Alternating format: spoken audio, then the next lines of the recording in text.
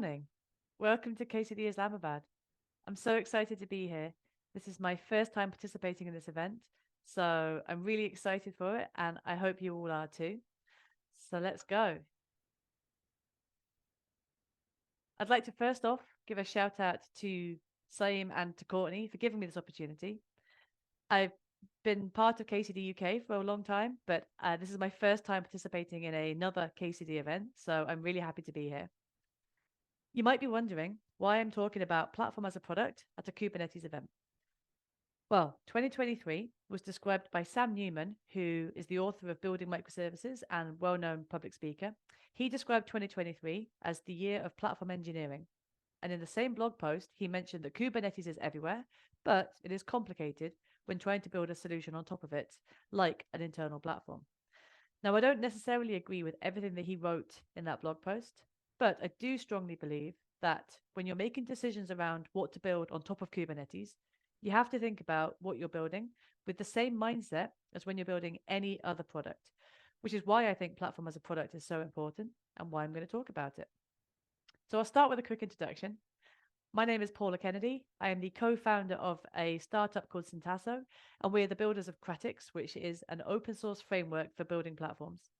I also do a bunch of community work, including organizing KCD UK. But let's get on with the talk. So, what is platform as a product? In its simplest terms, platform as a product is what happens when you apply a product mindset to your internal platform. So product management as a practice, as a technique, has been around for a long time. And internal platforms, in one form or another, have also been around for a long time. But putting these two concepts together and treating your internal platform as a product is certainly a newer approach. The original question I asked in my talk title was, platform as a product, are we nearly there yet? And sadly, the answer is not yet. So it seems that even though 2023 was the year of platform engineering, and that energy is certainly continuing into this year, 2024, we are still some way off from organizations really seeing the benefits of an internal platform, and especially around the benefits of platform as a product. So why is that? Well, to answer the question, I'd like to take a trip back in time. So I want to take you through my timeline of platform as a product. November 2012, I co-founded a startup called Cloud Credo, and we were focused on helping customers get to grips with Cloud Foundry, which was an open source platform as a service. It was a project spun out of VMware and donated to the Cloud Foundry Foundation, which was under the Linux Foundation. And in addition, VMware spun out Pivotal as a company, which was formed of Pivotal Labs and some other parts of the business. And Pivotal was running a distribution of Cloud Foundry called Pivotal Cloud Foundry. At our time at Cloud Credo, we worked with customers who were using Cloud Foundry, whether it was Pivotal or open source.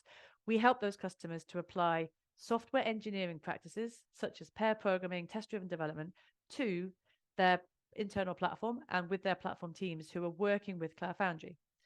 Our CEO, Colin Humphreys, he published a blog where he talked about the Cloud Credo way and how we were helping customers to deploy and develop agile platforms and infrastructure. We hadn't yet come up with platform as a product as a terminology, but we were already applying some product management techniques to our customer engagements and encouraging our customers to continue with those techniques after we'd finished. And we weren't the only ones doing this. So famously, Netflix were very open about how they reorganized their engineering teams into platform and product, with the platform teams treating the internal developers as their customers. They publicly blogged about how their internal platforms were providing a common API for product teams to access like an internal PaaS. There's a great recent blog from Adrian Cockcroft, I'll share a link, where he talks about the work Netflix was doing from 2010 onwards in this space. Moving on, 2015, Cloud Credo was acquired by Pivotal, and this gave my team the chance to work with even more customers and develop our understanding further around what it takes to really see the benefits of an internal platform. My role was leading platform services team in Europe, and this involved pairing with customers and helping them with areas such as identifying their internal customers, collaborating with them to find user needs, building the platform to offer those services, and driving adoption through evangelism and marketing. 2016, this is when we tried to bring everything we had learned from our customers as well as what our software development folks were doing in Pivotal Labs. We tried to bring all of this information together. And then two of my esteemed colleagues, Colin and Joe, published a white paper called Why You Should Treat Your Platform as a Product. And this paper is still available. I'll share the link, but it's still highly relevant even 8 years later.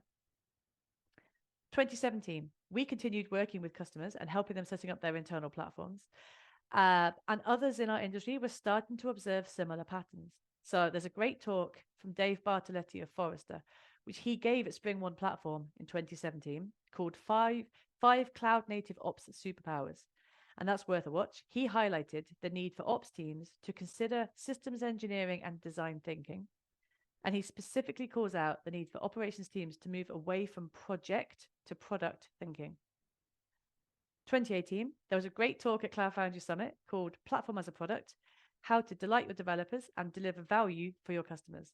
Now, I'm biased because I gave that talk, but it was a summary of the white paper and how it applied to customers that we had worked with and sharing those experiences. 2019, this is when Team Topology's book came out. And this was a book that talked about how organizations can recognize the importance of flow of value across the business and how to align platform and product teams to achieve it. Now, although platform as a product was only a small part of the book when it was published, it really helped to drive these ideas forward and share these concepts and vocabulary with a much wider audience. 2020 was the State of DevOps report from Puppet. One of the key findings in that particular edition was around product mindset. And in the executive summary, they stated that a product mindset is key to scaling DevOps and your platform. And they described how highly evolved firms are nearly twice as likely to be highly product oriented as firms who are in the middle of their DevOps evolution. 2021, the folks at Team Topologies doubled down on platform as a product, and they published an online training course to give people a grounding on the basic concepts. The course includes several case studies and covers areas like basic product management, understanding platform value proposition, platform customers, platform adoption lifecycle. 2022, this was where we saw the first edition of PlatformCon. It was a virtual event in 2022, organized by Humanitech. And a common theme across several talks was the importance of treating the internal platform as a product. There were talks on topics such as how to build trust with your platform consumers, how to support those users and drive adoption, how to evangelize your platform internally. 2023, we saw even more recognition of the importance of platform as a product, with the good folks at Gartner talking about the need for platform teams to understand their customer needs. And here we are, 2024. So surely by now, everyone understands what platform as a product is, and everyone is doing it, right? Unfortunately not, as I mentioned. So this leads to the question, why not? Now, as someone who's been talking about this for quite some time, I definitely ask myself this question a lot. And sadly, there aren't any simple answers. But I do have some possible hypotheses as to why this isn't being adopted widely. For some organizations that I've worked with, it's a huge change of culture, particularly for teams that have a background in ops or infrastructure or sysadmin type work. These are likely folks that may have never been part of developing a customer-facing product or been part of an app development team. So they may never have had to consider things like user research or design. And the same lack of understanding could be true for senior stakeholders within an organization. They may recognize that platform engineering will drive productivity in the business, but they may not be very clear on exactly what that would entail. And then to gain this understanding, this often means bringing in experts, right? Or this could look like hiring a product manager or a user researcher or a designer into the platform team. And sadly, these are all things that cost money. And right now in these tough economic times, it can be hard to justify the return on investment. We often see already that platform teams in general are underfunded. They can be seen as just a cost center that should be minimized because they're not visibly generating revenue for organizations. Even in cases where the challenge is understood and there's money to invest, it can still be scary to actually change. Do you really want to go and ask your developers what they want from the platform? Are you ready to hear that feedback, especially if you're worried that it's going to be negative? It's a human instinct to fear change and be reluctant to change. And for some of us, it really means stepping out of our comfort zone and trying something new, which is hard. So I guess the short answer really is that even though there are people out there recommending the approach, it's still really hard. So the next question is it worth it? Well, let's check the data. Literally my best mum joke, so I hope you enjoyed that. I mentioned the Puppet State of DevOps report earlier. So what else did that report find? Well, this is a quote from that report, and it found that based on their research, successful platform teams were those that treated their platform as a product. And they found several organizations that had platform teams that weren't following the approach, but they specifically called out that where the product mindset was present, those were the most successful teams. Okay, that's the research. But what about actual case studies? I mentioned earlier this talk I gave at Cloud Foundry Summit in 2018. So in that talk, I referenced several pivotal customers who were publicly talking about the measurable success they had seen, such as this Canadian bank, who was able to drive platform adoption across multiple teams and countries and increase their deployment frequency by following some of these approaches. There were several other customers who spoke publicly at Cloud Foundry Summit about their own successes and how they were able to measure success by following this kind of product management techniques with their platform. But what about something more recent? In the Team Topologies course I mentioned, they reference a case study from USwitch, which measured growth in both revenue and profit as their internal teams adopted the platform because the platform was meeting their needs. Now, the case study is available as a short video. You don't have to do the full course. You can just watch the video separately. And again, I'll share the link. And even more recently, so in last year's PlatformCon 2023, Susie Julius from Realtor.com presented her case study on how they had internally evangelized their platform, sought feedback from their users, and shared success stories to be able to drive adoption. And this talk that Susie gave was written up in a really great article from Jen Riggins. So let's recap what I've covered so far. Kubernetes is everywhere, but building a platform solution on top of Kubernetes is hard. Platform as a product approach can help in ensuring that you're building the right thing for your users, but even though this approach is not that new, it's still hard. The good news is that there's lots of advice out there, lots of resources available that can help you. You can access these resources for free. I'll share a long list at the end, which will have a list of resources you can look at.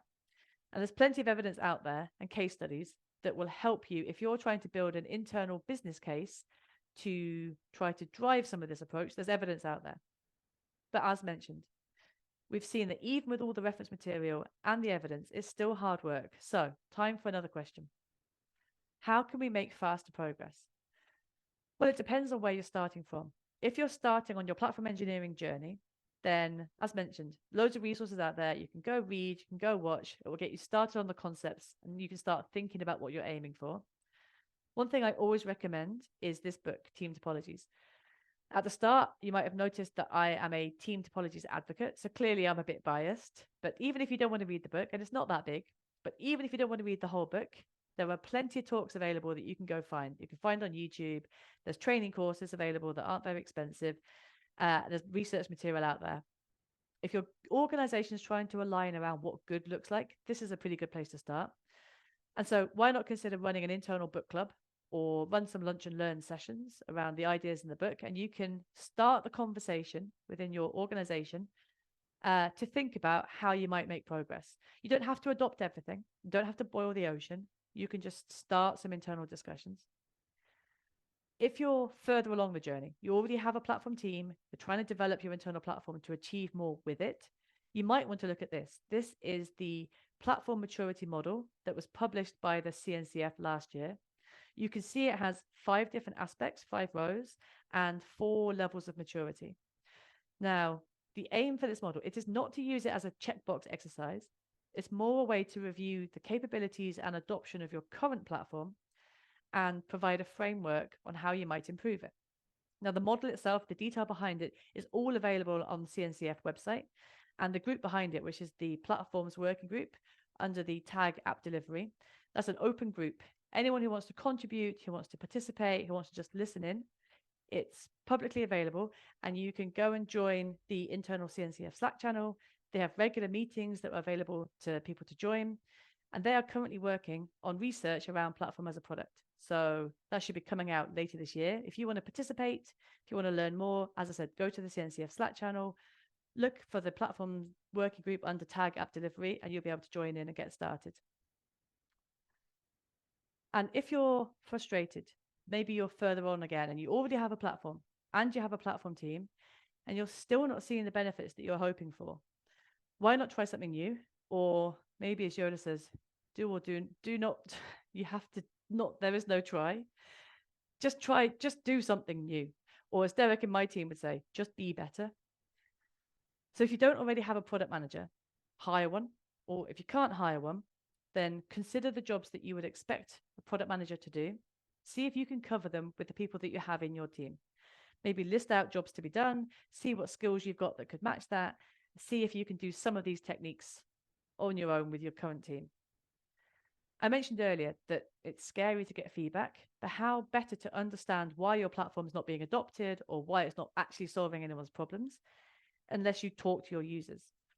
Now, maybe you've done user surveys, maybe those didn't help. So why not consider a different approach and going and sitting with the people who are using it? Watch what they're doing. You'll probably learn things that you might never have thought to ask and that they would never have thought to tell you. There was a really fantastic talk actually on user research at the Platform Engineering Day at KubeCon Paris just a few weeks ago. So I'll share the link to that, but that was really good around user research. As well as learning about platform user needs and building the platform that meets those needs, another aspect that you have to remember is that your users of the platform need to know the platform exists, they need to understand it, and they want to use it. So consider setting up something like a community of practice to share tips and updates, or find other ways to share success stories in your organization. What you're aiming for is to drive curiosity so that people in your organization want to learn more, want to move their workloads onto your platform, want to use your platform. And one surefire way to annoy any developer is for them to have a really bad experience using the platform. So one way to improve that is by you using the platform yourself, like drinking your own champagne, eating your own dog food, whatever you want to call it. But you use the platform yourself and see what that experience is like. Look for ways to make it easier, to make it more intuitive, to have less friction. And this work isn't once and done, it's continuous, right? There's always ways to improve.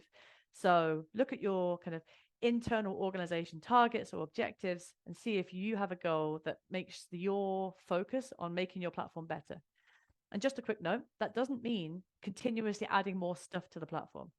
You might make your platform better by removing some things or deprecating some things so that you've got a simpler user experience.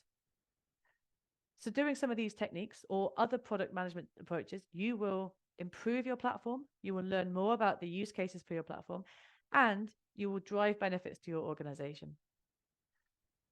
If you want to learn more about platform as a product, this is a topic I could honestly talk about for hours. So please track me down. You can find me on LinkedIn, or I'm still on X/Twitter, so you can find me there. If you want to learn more about what I do and what my team at Syntasso does, you can find us at Cratix.io, and you'll be able to learn about our software and also why we're so passionate about it. I've mentioned a lot of different things today. So this is the links slide I was mentioning. There's references to some of the things I've talked about, some blogs, some videos, a list of some of the conferences and meetups that I'm involved in. I also want to do a quick shout out to my good friend Anne Curry. She pointed me at the JD Hancock website, which is where all of the awesome photographs came from that I used in my slides. So if you want to see more photos like that, go and check out the JD Hancock site. And with that, I'll say a big thank you again for having me. I hope you enjoyed my talk. I'm happy to answer questions. And I really hope you enjoy the rest of the day and the rest of the event. Thank you all.